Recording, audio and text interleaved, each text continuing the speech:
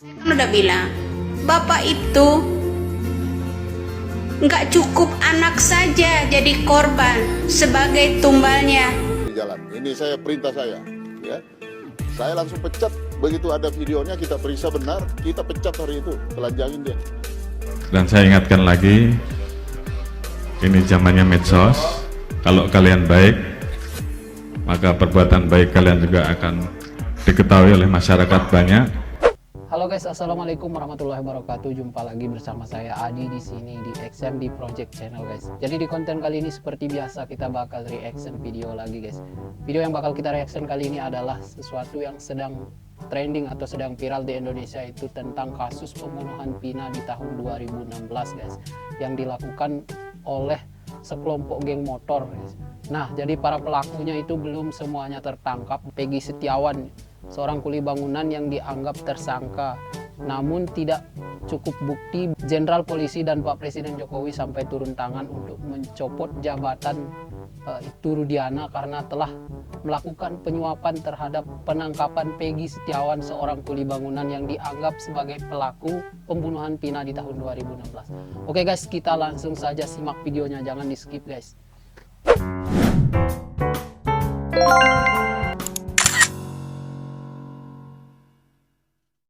Videokan semua polisi yang ada di jalan, ini saya perintah saya, ya. Saya langsung pecat, begitu ada videonya kita periksa benar, kita pecat hari itu, telanjangin dia. Ya, keras sekali kita, karena kenapa, udah cukup negara memberikan kepada mereka. Bener. Tidak kurang lagi sekarang, ya. Biaya operasionalnya itu besar sekali sekarang, ya. Polres Poldanya apa nggak jalan gitu Pak? Bagaimana? Polres sama Poldanya apa tidak Kapoldanya kita copot, saya nggak main-main kalau saya. Dan saya ingatkan lagi, ini zamannya medsos. Kalau kalian baik, maka perbuatan baik kalian juga akan diketahui oleh masyarakat banyak. Sebaliknya, kalau kalian melakukan hal yang negatif, ini juga akan segera diketahui oleh masyarakat banyak. Di mana yang namanya nilai-nilai etika, nilai kehormatan, nilai-nilai kebenaran betul-betul dijaga. Dan kalau dia merasa salah, dia bertanggungjawabkan kesalahannya itu. Prinsip-prinsip ini harus saudara pegang. Menjaga kehormatan, kehormatan institusi, kehormatan rekan-rekan. Saya yakin perjalanan panjang sudah rekan-rekan lakukan. Jangan jatuh karena hal-hal yang sepele. Nah, dalam konteks ini pertanyaan kami adalah apakah ada koordinasi antara Kasat Narkoba yang notabene ayah korban dengan Kasat Reskrim? Itu satu. Kalau koordinasi bentuknya apa? Apakah dilengkapi dengan surat perintah? Terlebih lagi pertanyaan berikutnya adalah bagaimana pengawasan atasan ketika ada pihak yang potensial ada konflik kepentingan. Nah, ini mungkin, ini baru mungkin kasus ini kemudian ditarik ke Polda. Mungkin salah satu faktornya adalah itu. Oke, saya ke Mas Saifka. Itu Rudiana turun ke lapangan, bertemu saksi, menangkap, menginterogasi. Masa atasannya nggak tahu? Ini kan juga harus dicari tahu, Pak. Apakah atasannya juga harus diperiksa? Ya, dalam Harus konteks ini diperiksa. demi transparansi, kemudian juga objektivitas, tentunya menurut kami perlunya kenapa? Pertama, tahukah atasan bahwa Rudiana punya anak itu jadi korban? Ini dulu, biasanya kan menyampaikan rasa duka cita segala macam. Kemudian sudah diantisipasi enggak bahwa kemungkinan dia akan ikut-ikutan? Itu ada, sehingga harusnya dicegah. Kamu nggak boleh begini karena nanti bisa konflik kepentingan. Kamu bisa malah melanggar, malah merugikan diri kamu sendiri. Nah, langkah-langkah seperti ini penting. Ini pengawasan melekat namanya. Sehingga dalam konteks ini nanti dalam pemeriksaan tim audit investigasi maupun propam, saya yakin ini akan dipertanyakan. Sejauh mana pengetahuan itu. Kemudian berikutnya, apakah dalam proses penanganan ini ada mekanisme gelar perkara dilakukan? Sehingga pimpinan tahu, bisa mengevaluasi, bisa menilai apakah SOP-nya sudah dipenuhi, kemudian proses menggali informasi itu diperoleh kekerasan segala macam. Ini sebenarnya harusnya terdeteksi lebih awal. Nah, oleh sebab itu saya mengapresiasi dengan Propam turun. Inilah wujud keseriusan pimpinan Polri untuk meyakinkan publik bahwa akan ada langkah-langkah tegas bila ada pelanggaran, karena dampaknya serius kan, dirasakan sekarang. Ketika di awal penanganannya semua sesuai prosedur, nggak ada masalah, ya endingnya akan bagus. Tapi ini satu persatu muncul. Pak Yogi tadi sudah nyampaikan, ternyata proses ini dulu juga sudah diprotes.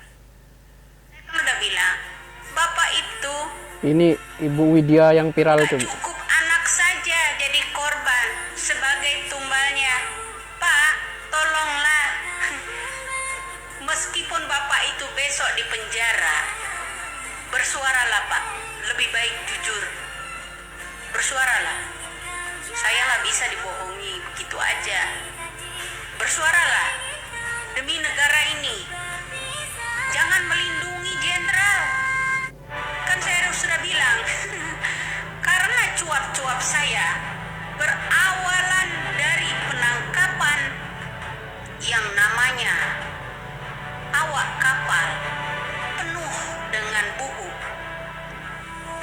Maka anak seorang itulah yang menjadi korban sasaran mereka, sasaran seorang jenderal juga, sasaran seorang bandar, agar itu mengamankan yang namanya bubuk tersebut. Marilah Pak, jujur saja berkata. Seorang Ibtu Rudiana pada waktu itu sedang menangani. Siapa sih Ibu ini? Semuanya dia tahu dan. dan. Ya, kalau dulu zamannya SBY itu kan saya bilang ada seorang bandar yang namanya Corby lolos dari Indonesia ini karena suap uang. Itu pertama, kalian masih ingat kasus Corby? Itu melibatkan yang namanya anak seorang penguasa yang tatonya dihilangkan. Sekarang ini jadi ketua PAN juga kan. Nah itu satu. Kedua, seorang itu ya, Rudiana, bapaknya Eki, 2010, 11, 12, 3 sampai 16 itu sedang mengurusi Merinding Bulu Kudus. Saya sedang menangani kasus yang namanya bubuk melalui kapal besar, diketahui oleh anaknya Eki. Ini harus benar-benar sampai ke telinganya Bapak Presiden. Usut Kapolri pada tahun 2010 sampai 2016 lalu itu dipanggil kembali seharusnya. Dia mengetahui itu. Seorang orang tua Eki ini posisinya terjepit. Bandar itu sasarannya adalah Eki. Atas suruhan bandar lah anak-anak geng itu menghabisi yang namanya Eki. Ya, tidak ada unsur soal-soal Linda atau yang namanya Pina, dendam dan sebagainya. Tidak.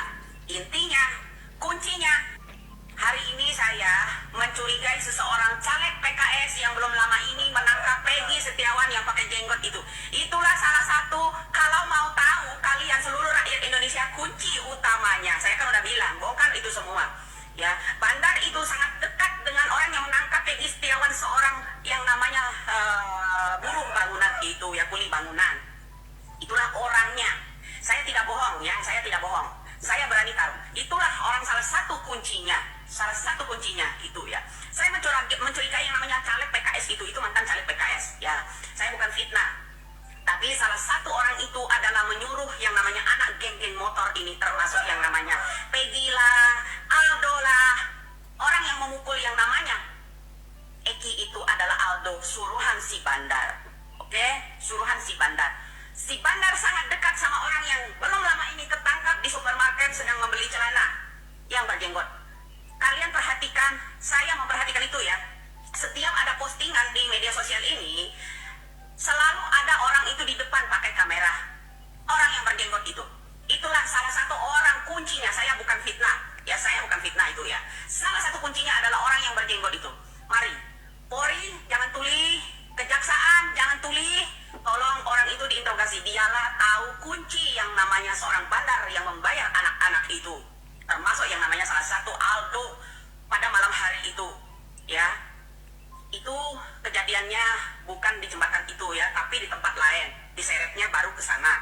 Ya itu sebenarnya dilakukan di tempat lain. Itulah pelakunya adalah Aldo. Ya pelaku utamanya bernama Aldo. Kita nama samaran Aldo ini kita nggak tahu. Ya nama samarannya Aldo itu ya. Jadi polisi singkat kata saja, semoga ini omongan saya ini sampai ke telinganya Bapak Presiden. Hukum ini tolong jangan dikorbankan kuli bangunan, jangan dikorbankan orang yang penjara itu. Betul, mereka itu dibayar. Salah satunya yang bertahi lalat itu, saya tahu dia betul mengenal betul ya uang itu karena dia menerimanya. Ya saya udah bilang ini semuanya karena uang itu menerimanya dari orang yang berjenggot itu ya, yang berlagak menjadi penangkap Peggy Setiawan, seorang kuli bangunan kemarin. Itulah tolong buat Kapolri ya, kepolisian, tolong itulah orang salah satunya harus mengusut ini. Jangan dibungkam pakai uang dia ya, itu yang menangkap Peggy Setiawan ya. Nah itulah salah satu orangnya, kunci utamanya agar hukum ini bisa tertegak luas ya, jangan memfitnah yang lainnya.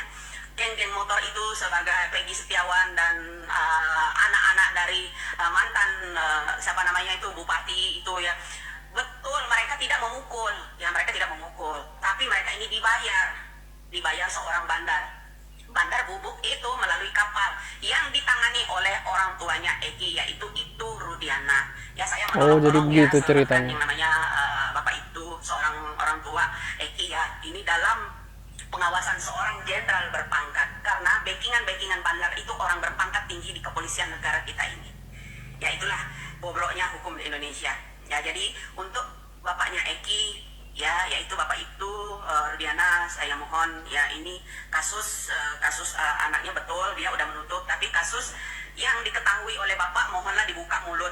Salah satu kuncinya orang yang dari mantan caleg PKS ya, kalau nggak salah itu pokoknya dari PKS itu asal mulanya. Orang yang berjenggot itu yang menangkap Peggy Setiawan itu tolong diinterogasi, tahanlah sampai sekarang ini agar terkuat. Semuanya akan terkuat apabila kepolisian berani, punya mental, Kejaksaan Agung bisa menginterogasi yang. Oke guys, itu videonya. Bagaimana pendapat kalian? Silahkan komen di kolom komentar. Jangan lupa guys, bantu like, comment, subscribe biar gue semangat bikin konten. Terima kasih.